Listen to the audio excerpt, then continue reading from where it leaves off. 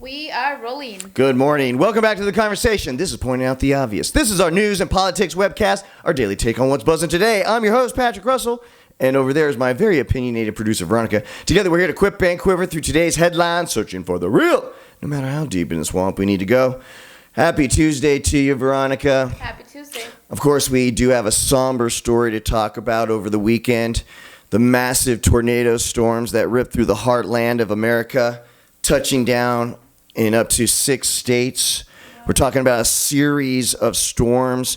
Up to 30 tornadoes touched down on land. Now, we did have one monster one that landed and then proceeded to just roll through 200 miles plus of towns, warehouses, schools, churches, just devastating everything in its path. We all saw the horrific pictures. And, of course, all of this happening during the holidays, which a question we're going to touch on. This is unseasonal. Everybody is acknowledging that these storms shouldn't be happening in this time of the year. And the severity of these storms is inarguable. My first question to you, from a younger generation's perspective, Veronica, do you see this as just additional evidence of true climate change that's undeniable? Or is it just something that we can deny and chalk up to an act of God, an act of nature, and part of a biosphere calendar that we cannot know its true duration? Your thoughts? Well, definitely it sucks for the people that live from those states. And I apologize, sweetheart. I just want to mention 88 deaths up until now, right? I mentioned the property and the financial devastation. God, forgive me. Yeah. Up to 88 people have been discovered dead, and the hope is very little and low that the final number won't exceed 100. Sorry, please, your thoughts. It will never be the same for those families during Christmas, actually, almost Christmas. And honestly, I cannot, probably I will lead more towards the climate change. Other than that, what else can we blame it on per se, right? But definitely sucks having to deal with those circumstances, having to lose your homes and the people that you love. I mean, we're talking about over 80, so definitely that's something that hopefully we never encounter in our lives.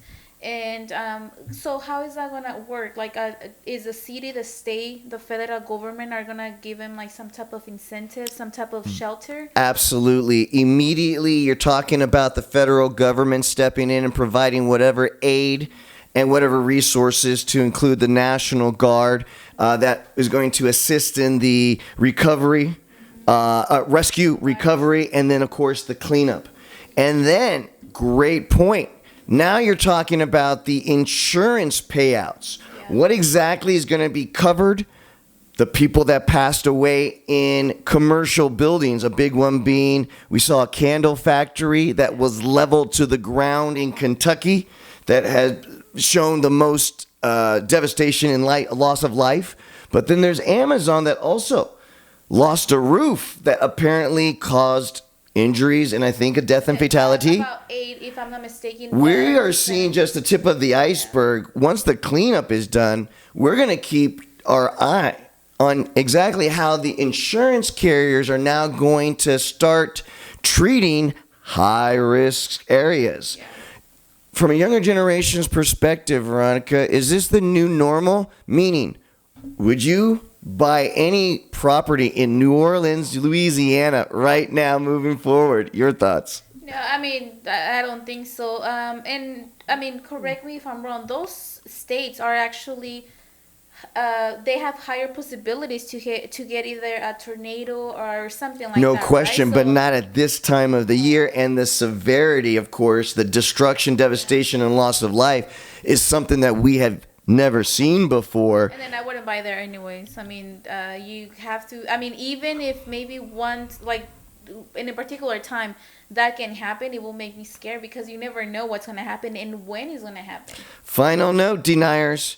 You know there'll be nothing to deny once property values and insurance premiums start reflecting climate change and global warming. Once your bottom line gets hit because The middlemen of the world just aren't taking the risk anymore.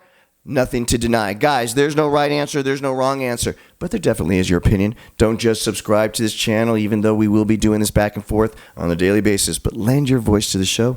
It'll make it a whole lot more fun. Guys, it doesn't matter if you lean to the right. It doesn't matter if you lean to the left. As long as you're treating the person in front of you kindly, you just made the world a better place. Happy Taco Tuesday, everybody.